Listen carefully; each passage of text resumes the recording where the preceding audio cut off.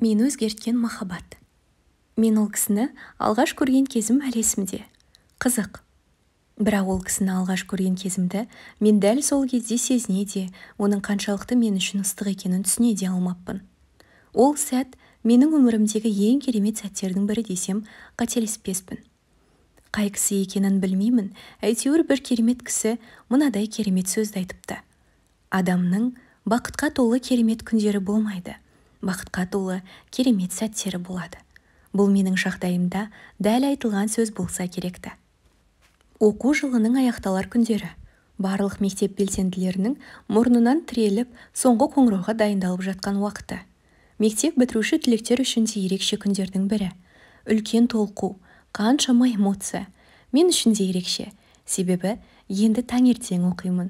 8-ші сыныпқа көшемін. Ол үлкен болдың деген сөз. Мен әдеттегіше арлы-берлі жүгіріп жүрдім.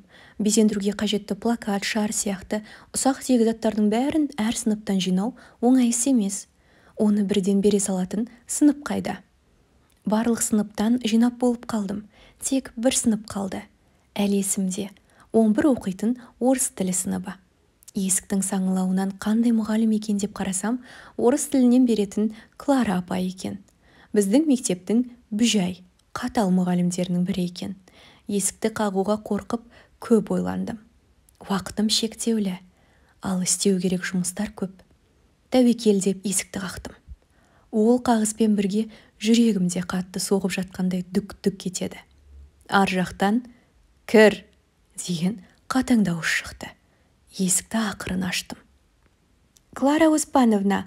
Ол кісіге апай деп айттың, біттім дей бер. «Безендіру жұмыстарын керекті заттарды алайын деп едім». «Соны тура сабақ үстінде жинау керек пе? Жап есікті!» деді. Мен үндеместен есікті жаптым. Сынып іші гу ете түсті. Не дегендеріне мән беретіндей жағдайда болмадым. Солай айтатынын біле тұра, өзіме де обал жоқ. Соңғы сынып, уақыт тым тығыз. Сабақ енді басталды. Апайға сәл кейіген күйі басқа жұмыстарымды бітіре берейін деп шештім. Әлі соңғы қоңырау бағдарламасын жасауым керек. Қоңыраудың шыр еткен дауысы естілді. Бүгінде сол шырылды қатты сағынамын. Бірден әлгі сыныптан өзіме керекті заттарды алуға жүгірдім. Кабинетке кіріп қалсам, ешкім жоқ. Тек артқы жақта 3 жігіт отыр екен. Біреуі плакатқа үлкен етіп мектептің суретін салып отыр. Біреуі оны бояп әлек. Ал 3-ші жігіт бірақ-параққа үңіліп, бір нәрсе жазып отыр. «Жігіттер, қараймын, плакатты аяқтап бітірмепсіздер. Қашан бітіресіздер?» «Атыңызды айтсаңыз, бірден бітіреміз», деді жазып отырған жігіт. Мен менсінбей күлдім. Ол жігіт орнынан тұрып, менің жолыма көлденеңдеп есіктің алдына тұра қалды. Салғыласып тұрғым келмеген соң, қолының астынан сыртқа өтіп кеттім. Жүріп бара жатқаным сол еді, қолымнан біреу тартып қалды. Сөйтсем әлгі жігіт. Қайдан алғанын білмеймін, маған бір қызыл раушан гүлін беріп, «Мынау сізге», деді. Мен қайтарсам, алмасын білдім, және мыжып тұрып алады деген оймен қолын қайтармадым. Бірақ көзінше гүлді алып, қоқыс жәшігіне тастадым. Ол жігіт. «Қарындас, гүлді ренжітіп алсаңыз да, мен ренжімеймін. Атыңыз кім болады?» «Атымды білмеймін. Соны сіз айтсаңыз қайтеді?» деп көз қиығымды тастап едім. «Жарайды, айтсам айтайын. Жамал қыз. Ғайни Жамал», деді. Мен біртүрлі ұялып, тезірек жүріп кеттім. Сол жігіт күні бойы менің артымнан қалмады. Мен мұндай айтқанынан қайтпайтын жігітті бұрын соңды көрмеппін. Ол жігітті бұрын соңды мектептен көрмеген сияқтымын. Танымаймын да. Соған қарағанда сыныптағы қыздар шулап айтып жүрген қыста қаладан әжесін қарауға келген жігіт сияқты.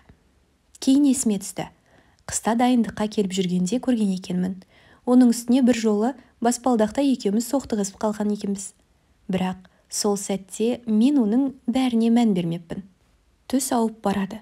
Өзіме берілген жұмысты бітіріп болып, мектеп алдындағы орындықтарға құрбыларыммен келіп жайғаса кеткенім сол еді. Жанымызға Айгүл апай алқынып келді де маған: «Ғайни қызым, мен шаршап кеттім. Аяғымды қараш қажалып кетті. Дүкенге баруға шамам болмай тұр. Сен барып маған ақ қағаз алып келіп берші. Тек ақшасын кешке береді» деп айт. маған жазып қойсын, қазір майда ақшам болмай тұр, деді.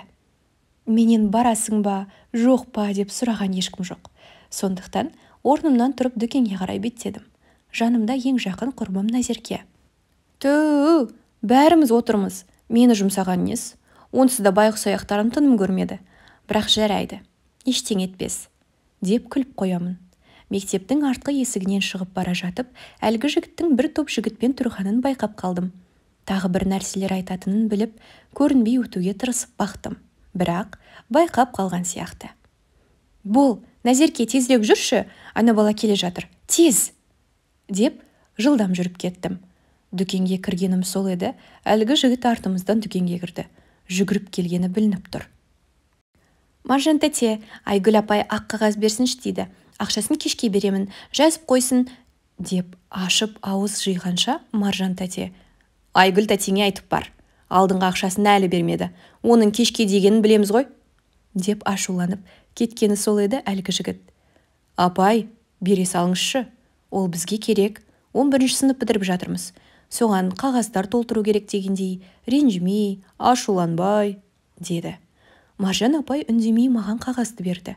Ішімнен жыным ұстады. Маған бермей ұрысып, ана жігіт сөйлеп еді, үндемей бере салды. Назерке екеуміз дүкеннен шығып, мектепке қарай бет алдық. Артымыздан әлгі жігіт жүгіріп шығып, қыздар, тоқтаңдаршы, таныспасаңдардан маған көмектесуге келісетін шығарсыңдар.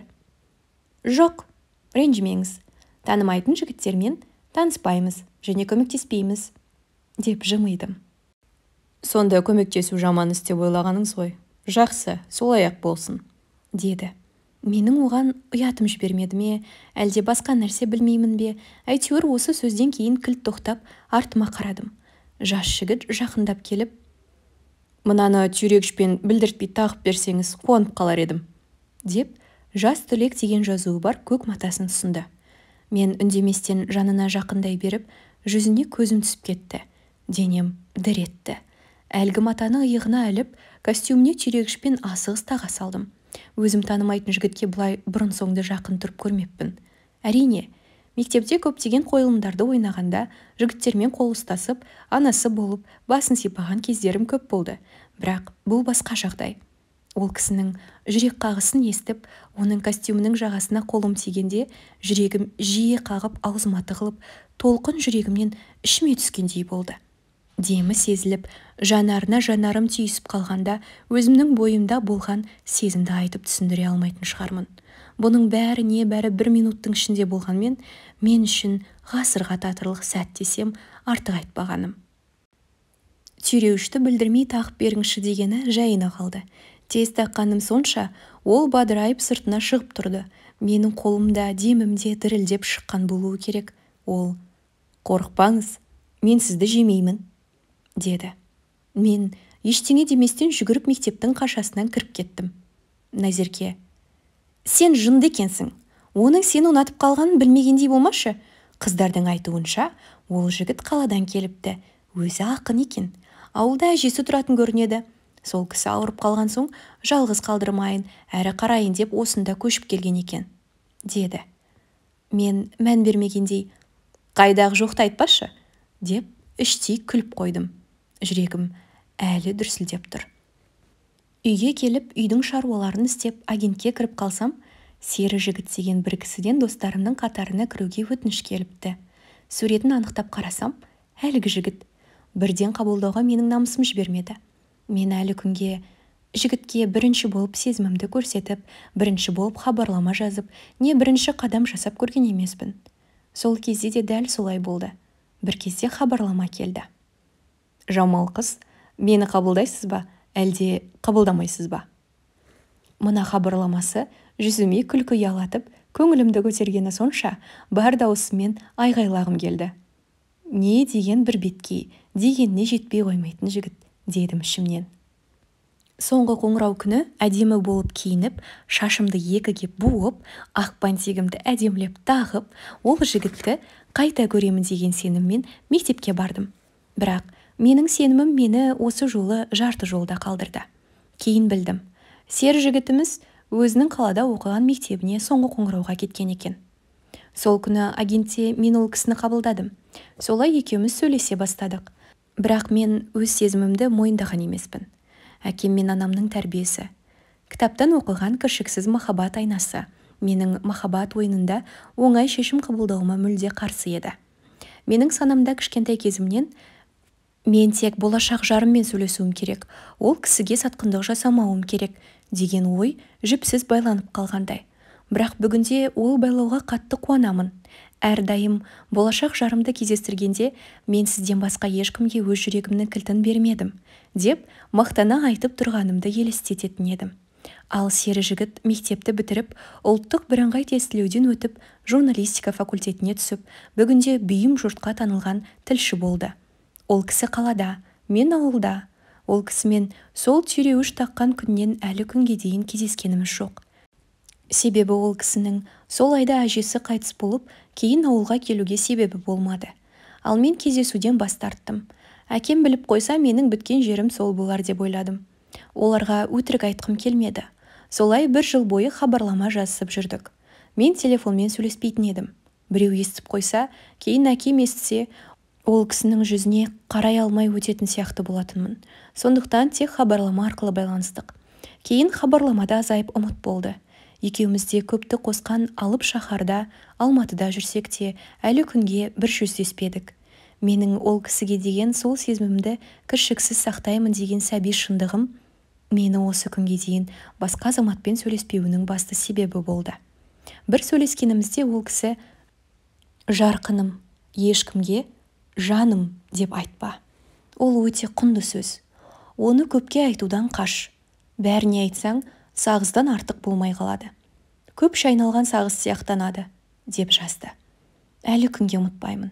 Бәлкім, менің махаббатқа адал болуыма, сезімді қадірлеп, сатқындық жасамауыма сол кісінің тигізген әсері мол болды ма деп ойлаймын. Ол өте ізденімпаз, еңбекқор жігіт. Қайырымдылық шараларында ұйымдастырып, жұмыста істеп, театрда актер болып та үлгеретін. Ата-анасын, үлкендерді құрметтеп, кішкентай бала десе ішкен асын жерге қоятын азамат. Бәлкім, менің көзім ғашықтықтан көр болып, тек жақсы жақтарын байқайтын шығармын. Бірақ осы қасиеттерінің өзі қайда жатыр? Сол алғашқы және соңғы кездесуден кейін міне 8 жылдың жүзі өтіпті. Сол бақытты сәт мен үшін кеше болғандай. Бәлкім, бұл сезімнің алауы бұрынғыдай емес шығар. Бәлкім, мен ол кісіні жақсы көрмейтін шығармын. Бірақ бұл бала махаббат мені көп жақсы дүниеге баулып, мені тәрбиелеген махаббат. Мен ол кісіге лайық болу үшін ол сияқты кітап оқи бастадым. Өлең жаза алатынымды білдім. Үлкендерді сыйлап, адамдарды түсінуді үйрендім. Көмектесудің адамға бақыт сыйлайтынын сезіндім. Әрі жымиып, күлімдеп жүруді әдет еттім.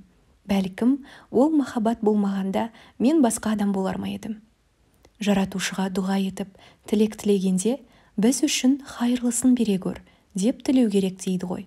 Себебі бізге ненің қайырлы, ненің қайырсыз екенін білуші тек бір Алла.